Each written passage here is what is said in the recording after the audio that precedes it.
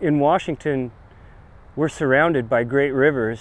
We're surrounded by water, really, from the Sound to the Columbia Basin.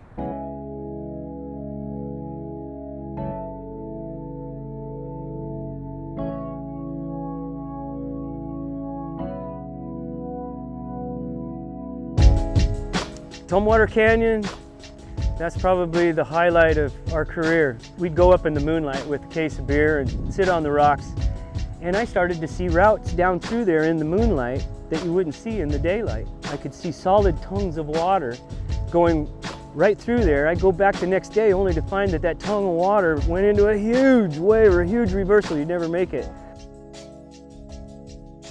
In '87, after being told bullshit so many times, if we had a raft right in front of you, dude, would you get on and run it?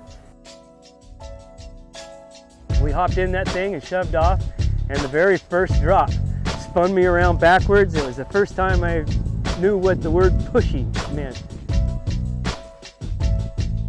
Back in '95, seems like all the good rafters were working for AAA. That was kind of the epicenter of rafting in the '90s.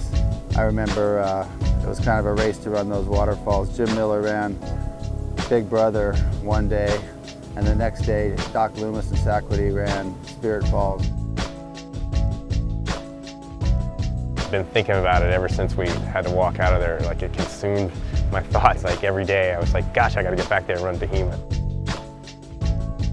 I just couldn't leave that one unrun. I had to go run it, and I don't know how to explain it, but when you walk out of something like that you've had your heart set on doing, it's just, I mean, you just have to go back. It's stories like that to keep me going. It's pretty cool. Think about, we live in such a great place that we can boat year round.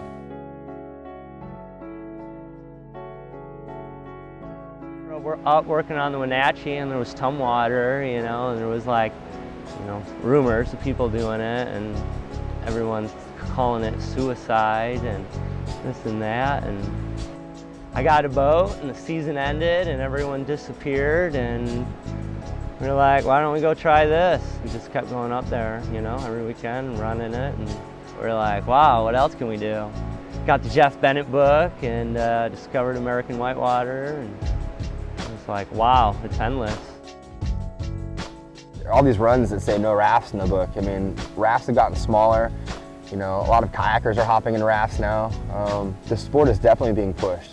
It's changed. The dynamic's changed.